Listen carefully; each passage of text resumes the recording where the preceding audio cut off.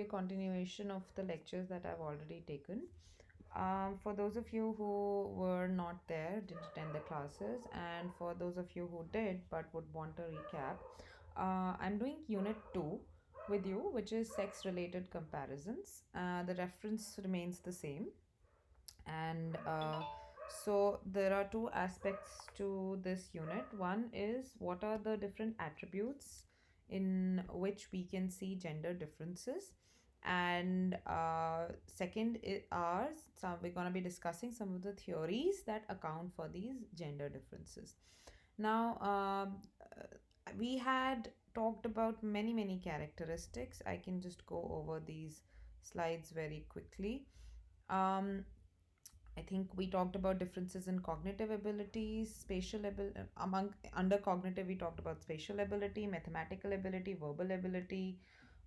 We talked about then differences in social domains, such as certain characteristics like empathy, helping behavior. Then we talked about aggression, and I think the last class we were actually discussing sexuality. That is there any difference in sexuality amongst men and women? So, if I ask you a simple question, are men more promiscuous than women? Are they equally promiscuous? Or the other way around, women are more promiscuous than men? So, we finished with that in the last class, I believe. And today I'm going to be finishing with the last attribute, which is morality. But before that, we're going to talk about some general attributes.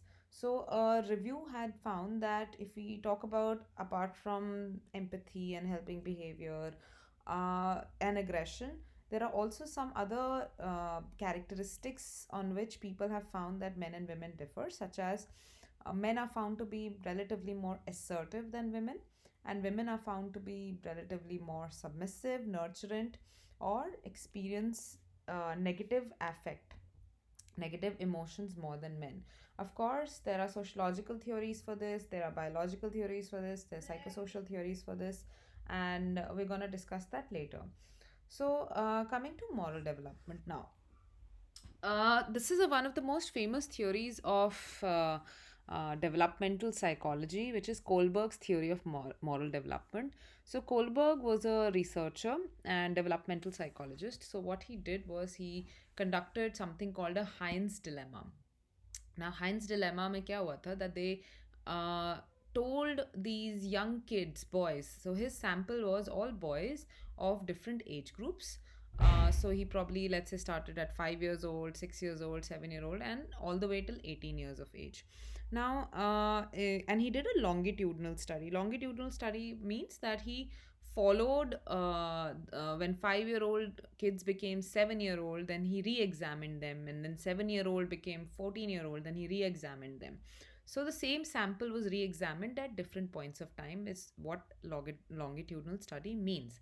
Now, Heinz dilemma, coming back. So, what he did was that he narrated a story in which there was a dilemma that so let me just give you an example, and that will probably be explanatory enough.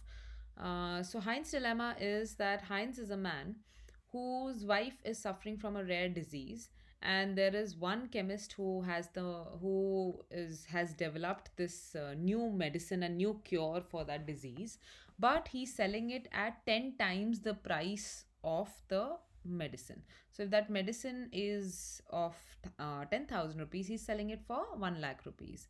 And Heinz cannot afford the medicine. So Heinz says that I can only, let's say, afford, I have done everything. I have begged, I've tried to borrow money, but I've only been able to collect 50,000 rupees. So, the chemist is unrelenting, and he says that no, I will only accept 1 lakh rupees. If you can't give me 1 lakh rupees, I cannot give you the medicine. So Heinz again, he requested him that, why don't you take 50,000 and I promise to give you 50,000 in the next 2 months, 4 months, 5 months. So again, the chemist refuses. So what happens in the end is that Heinz ends up stealing the medicine from the shop.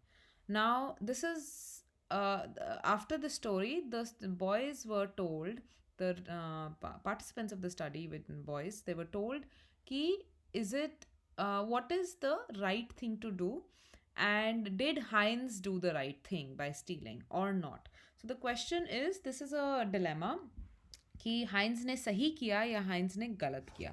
So on the basis of this, he said that there are three levels of morality: the pre-conventional, conventional, and post-conventional.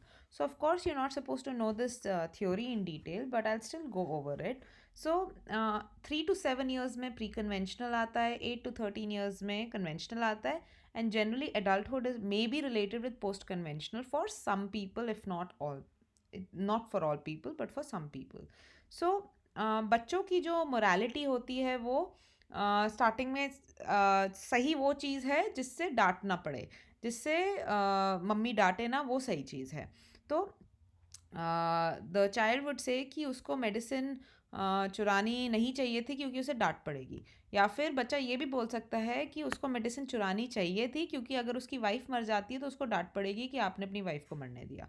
So self interest is again a young child focuses on behavior is right only if it is it pertain if it benefits the child, the person in any way.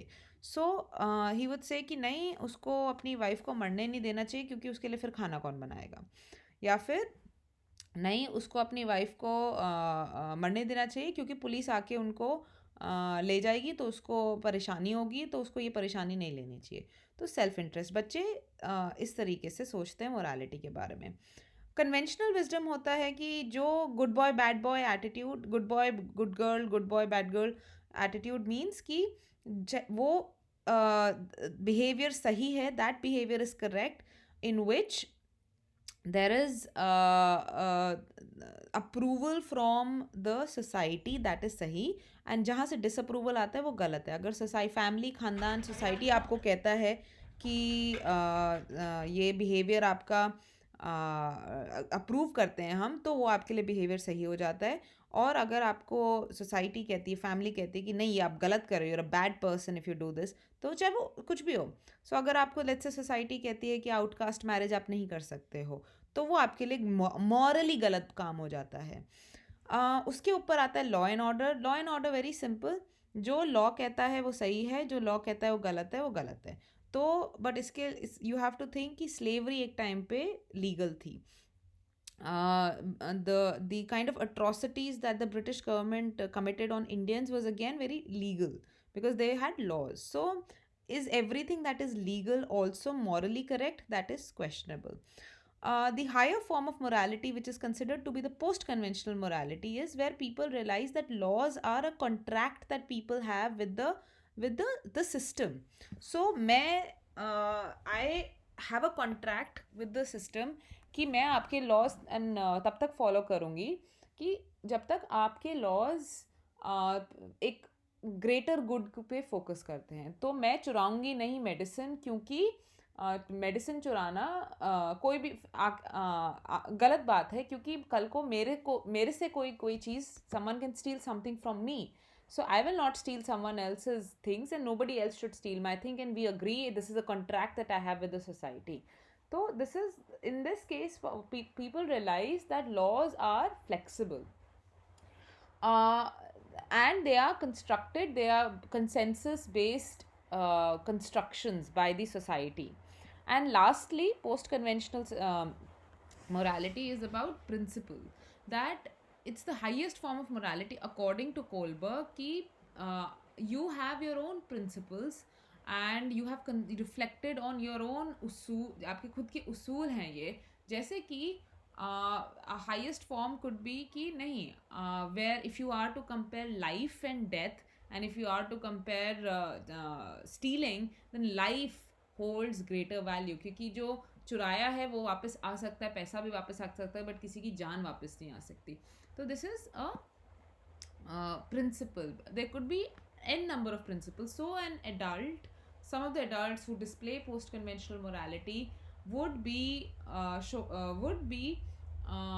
expressing they would be expressing something is right on the basis of their own self chosen moral principles. Now, this theory, which you can again go up and read, perhaps watch another YouTube video on Kohlberg's theory. This theory was criticized by feminists because, firstly, um, आपने एक universal theory बना दी है morality पे based on few samples of males. So males पे study करके आप बोल रहे हो कि ये हर कल्चर, हर इंसान के लिए वैलिड वाजिब थ्योरी है. Now that is questionable. पहली बात की जो मेल सैम्पल पे काम किया जाता है वो आप विमेन पे जनरलाइज कर सकते हैं या नहीं कर सकते हैं.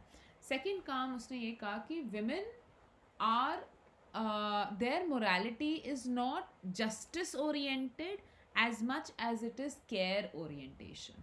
So for instance, the highest form of हम लोग जो लड़कियों का या औरतों का morality होता है उनके लिए relationship maintenance, valuing other people's their opinions, what they approve, what they disapprove, matters a lot.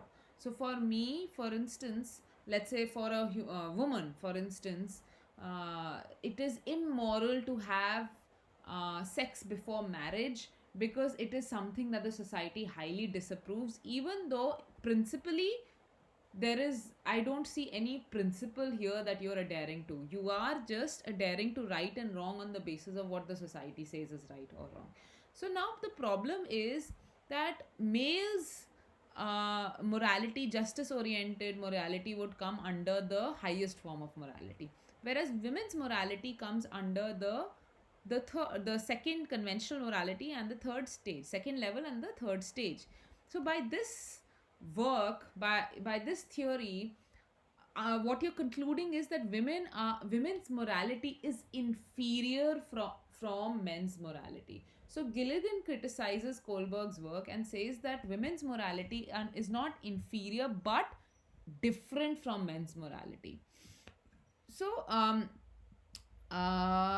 other studies point out that if you view morality in terms of the attitude that you have towards extramarital affair, divorce, legalizing marijuana, drug use, for instance.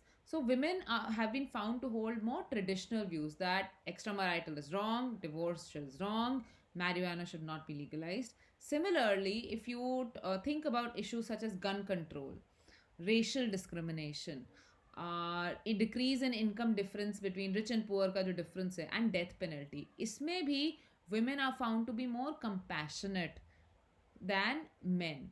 So these sex differences in morality understood in these certain concepts have remained the same for the last 25 years. So women are considered to be more conservative than men, more traditional than men, and some perhaps also more moral than men, uh, when you examine them on the basis of these criteria. But an explanation, sorry, not but an explanation given is that it could probably be that women are more religious than men, and therefore religion, as you can see, dictates a lot about where what is right and what is wrong is concerned.